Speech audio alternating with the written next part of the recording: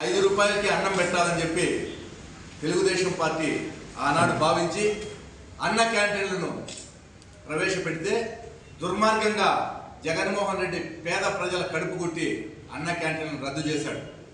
ఈరోజు తిరిగి కూటమి ప్రభుత్వంలో సంక్షేమ కార్యక్రమంలో భాగంగా పేదవానికి పట్టెడు అన్నం పెట్టడానికి 5 రూపాయలకే ఇవ్వడం జరుగుతోంది. ఏదైతే మేనిఫెస్టోలో చెప్పారో అవి తూచా తప్పకుండా నెరవేర్చే బాధ్యత తెలుగుదేశం పార్టీ కూటమి చేపడుతుంది.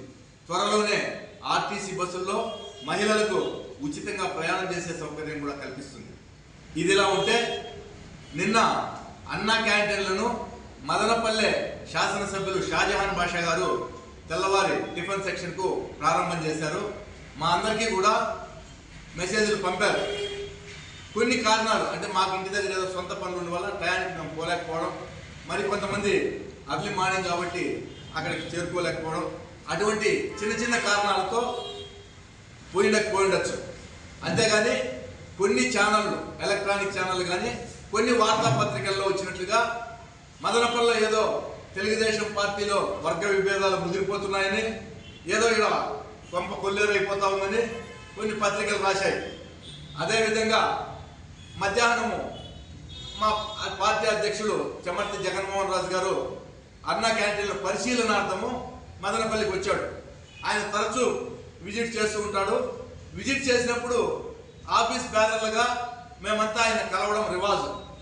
ఆ అధ్యక్షుడిని కలిసినప్పుడు కొంతమంది వారి బాధలు ఆయన దృష్టికి తీసుకుపోతారు. మేము పార్టీకి పనిచేసినాము, మాకేదో సహాయం చేయండినో, పోస్ట్ ఇవ్వండినో, ఏదో కొంత ఆయన బాధలు చెప్పుకుంటారు.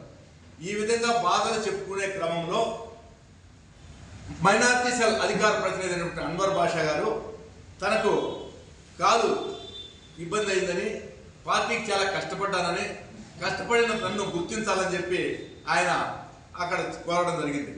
నేనైతే షాలో చెప్పాను కానీ నాకు టైం లేక వాస్తవానికి నిన్న ప్రెస్ మీట్లో కూడా నేను పాల్గొనలేదు. ఎక్కడ కూడా ఒక్క మాట కూడా నేను మాట్లాడలేదు. అయితే కొంతమంది షాజహాన్ దగ్గర కొంత కోటరీలాగా చేరినటువంటి వ్యక్తులు, ఆ వ్యక్తులు ఏం చేశారంటే వార్తను ఇక్కడ తీసుకొచ్చి ఇంకో రకంగా చెప్పారు. షాజహాన్ బాషా గారికి ఇతను ఏదో అన్వర్ బాషా గారు ఏదో కంప్లైంట్ చేసినట్టుగా, ఆయన ఏదో ఏకవచనంతో మాట్లాడినట్టుగా ఇటువంటి వార్తలన్నింటినీ కూడా క్రియేట్ చేస్తున్నారు. దయచేసి శాసనసభ్యులు గారు ఇటువంటి వాటిని నమ్మాల్సిన పని లేదు. ఎందుకంటే ఈ నియోజకవర్గంలో షాజహాన్ బాషా ఎమ్మెల్యే తర్వాతే ఎవరైనా.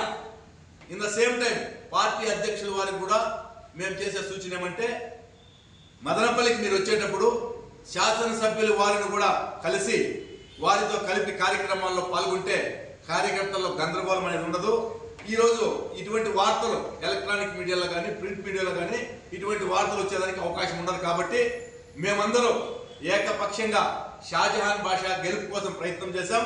షాజహాన్ బాషా గారి వెంట ఆయన వెంట మేము ఉంటామని చెప్పి, ఎటువంటి విభేదాలు మాకు లేవని, కార్యకర్తలంతా తెలుగుదేశం కార్యకర్తలంతా ఏకాభిప్రాయంతో ఒకే అభిప్రాయంతో తెలుగుదేశం పార్టీ మా నాయకుడు చంద్రబాబు నాయుడు గారు పెట్టినటువంటి వ్యక్తి షాజహాన్ బాషా, ఆయన వెంట అందరూ నడుస్తామని చెప్పి సందర్భంగా మరోసారి తెలియజేస్తున్నాం.